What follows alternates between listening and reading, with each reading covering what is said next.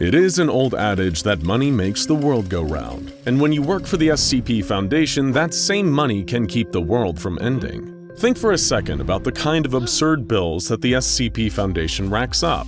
They need to pay for the upkeep on hundreds of facilities while also paying for thousands of employees, as well as stipends for the families of the many members of personnel who are killed in the line of duty. They also need to pay for the equipment required to do their jobs, a lot of which they need to develop themselves, as well as the expenses of varied containment procedures for well over 6,000 different anomalies, each one requiring its own unique treatment. And that's not even factoring in the costs of their various experiments, vehicles, weaponry, and cover-up operations. To say the Foundation would need billions upon billions of dollars to do what they do is probably lowballing it. So today, we feel like asking the big question: how does the SCP Foundation make all this money? Because personally, we just don't think the biannual Foundation bake sale is going to cover the price tag on this thing. First, we're going to explore the different ways the Foundation probably brings in its obscene budget through more traditional means.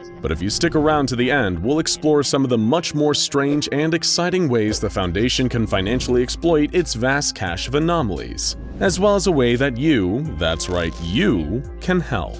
So buckle up as we tackle the most terrifying monster of all: budgeting. The most obvious means the Foundation has of scraping up a little extra cash is to cooperate with world governments. Obviously, the SCP Foundation isn't a puppet of the United Nations like the GOC. It operates with a high degree of autonomy that prevents its work from ever being biased by certain national or international interests. However, in order to do its work properly, it does collaborate with various governments across the globe. Naturally, as a result of this, it does receive assisted funding from governments when combating or containing anomalies that would present a threat to their national security. Think of it as a classic you scratch my back, I scratch yours situation. But seeing as people would notice every single government on Earth farming out billions of dollars for seemingly no reason that the profit could account for, it's clear that this only accounts for one of the SCP Foundation's multiple income streams. Where else is all the money coming from? Well, a phrase you've probably heard a lot on the videos on this channel is front businesses. As any members of the Mafia in our audience will already know, a front business is a seemingly legitimate company used to hide the operations of a more secretive or illicit business going on behind the scenes. Typically, it's a boon for organized crime syndicates who need to justify the purchases of certain personnel or equipment or launder ill-gotten gains into clean, legitimate taxable revenue streams. 'Cause trust us, kids, the only three letters scarier than SCP are IRS. The SCP Foundation makes use of a huge number of front organizations to both hide its operations and supplement its income, from chemical plants to office buildings to local bakeries. It is impossible to know just how many normal industries technically answer to the O5 Council high enough up the chain.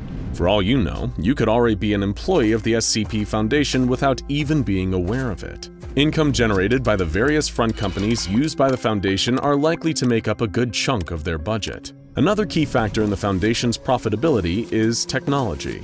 Given that the Foundation has gathered some of the greatest scientific and engineering minds in the world to protect humanity from anomalous forces, it goes without saying that they create some incredible technology, which may later trickle down into wider commercial and civilian use. And before you start saying this is crazy, it's actually an incredibly common practice with regular militaries all over the globe. Duct tape, superglue, GPS, silly putty, EpiPens, microwaves, and the internet were all made possible by military advancements. And with the Foundation having technology so advanced it puts even the most well-funded militaries to shame, it's sure to have some lucrative patents floating around out there. Not to mention the fact that the Foundation has also reclaimed and repurposed anomalous technology that surpasses even their own, which may influence some incredibly profitable consumer goods further down the line. Which is a nice segue to the next portion of this video: utilizing captured anomalies for fun and profit. Well, mostly profit in this case. This is the much more fun and theoretical half of things, where we speculate on which SCPs would bring in the biggest bucks to fill the coffers of the SCP Foundation. And of course, stick around to the end for the most important money-making method of all.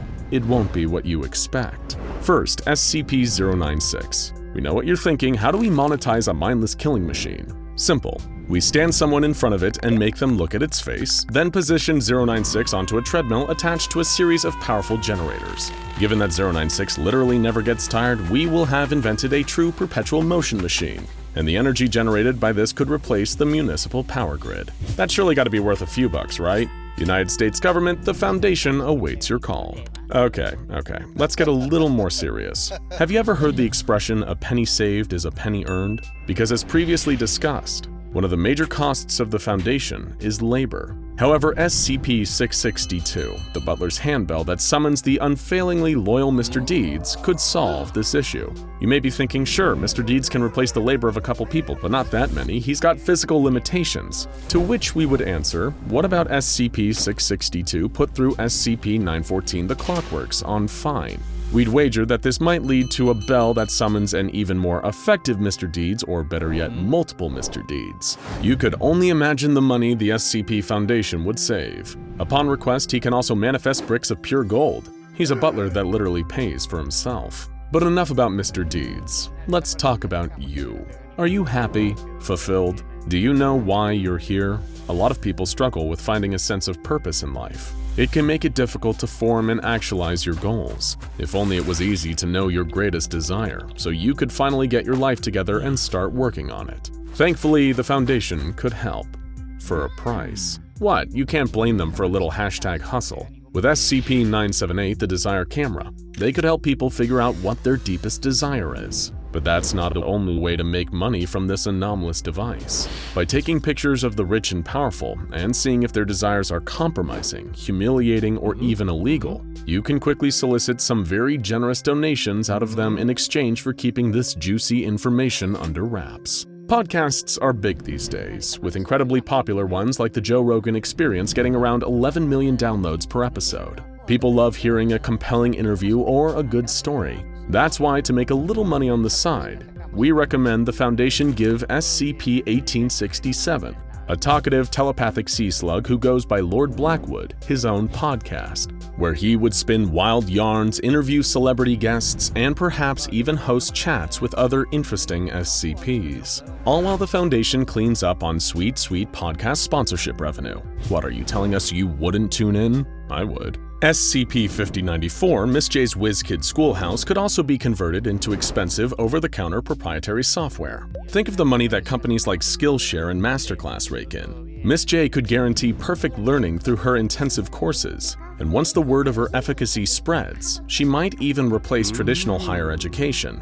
And who would be the financial beneficiary? The SCP Foundation. Then there's SCP-2430, the immortal Hitler clone. He's unable to die, but feels pain at a heightened degree of sensitivity than most normal people. He's also, well, no getting around this, Hitler. And if the Foundation were able to go public about the existence of this clone, they could also take him out on tour across the globe and charge 10 to 15 bucks to punch him. People would be lining up to take a crack at the ex-Führer, and the Foundation would, of course, be the sole financial beneficiaries. Now, let's talk about pizza. The most popular pizza chain in the United States, as of this writing, is Domino's, with annual revenue of just over $14 billion. What we're wondering is, why doesn't the SCP Foundation want a slice of that lucrative pizza pie? After all, they're in possession of SCP-458, the never-ending pizza box. With the help of this bad boy, capable of producing nearly limitless quantities of pizza, they could surely start making a pretty pepperoni penny. Lego products are also a multi-billion-dollar industry, pointing towards a clear desire in the market for these charming, colorful blocks. And there's no Lego like SCP-387, the living Lego. Hardcore Lego enthusiasts all over the world would pay through the nose to experience a product like this. And seeing as they're completely safe, in both SCP nomenclature and the more colloquial sense of the phrase, the Foundation wouldn't need to worry about any lawsuits from concerned parents. They'd only need to worry about where to put all their fancy new stacks of cold hard cash. For those desiring a little escapism, the Foundation could rent out SCP-1230, A Hero is Born. This book takes its readers on fabulous bespoke dream adventures through fantastical lands, and will surely give them an experience that will last long after they finally wake up. In a world where people are willing to pay top dollar for VR experiences and creepy Facebook metaverses, being able to enter the wondrous land of dreams is a welcome low-tech solution that would still likely make the SCP Foundation boatloads of new income. However, we live in a stressful world. modern life has come with its wealth of new personal issues, from work troubles to the dating game. And connectivity has come at the cost of having an ever greater awareness of the troubles that plague the world at large. With costs making a lot of valuable therapy and medications unavailable to many, it's no wonder that we're undergoing a global mental health crisis. But the Foundation has a solution: SCP-999. Spend long enough time with him and he'll straight up cure everything from depression to PTSD. People all over the world would pay top dollar to achieve an immediate and effective cure to all mental maladies that only takes a few hours and has no negative side effects. Like the ultimate therapy dog, the Foundation would be rolling in the dough from an opportunity like this. And, of course, the most devious, ingenious, and overall effective method that the SCP Foundation could possibly use to make money is creating YouTube channels that pretend to just be sharing the fictional monsters and entities of a made-up online fiction project, when in fact, they're actually secretly leaking the highly classified secrets of their own organization, while selling adorable, high-quality merchandise of some of the most lovable and iconic creatures. We can't think of any method more valuable than that. Anyway, on a completely different note, did you know that you can get your very own adorable SCP-999 plushie pictured here looking cute as all heck? All you need to do is visit www.scpswag.com and you can have your very own Tickle monster to hug anytime you please. And of course, if there are any other highly profitable anomalies you'd like to see in plush form, do take the time to make your suggestions heard down in the comments. Now if you'll excuse us, we need to head off. After all, time is money. Now go check out SCP Foundation Boss the Administrator Explained and Top 8 SCP Objects You Actually Want for more esoteric questions about the inner workings of the SCP Foundation and its anomalies.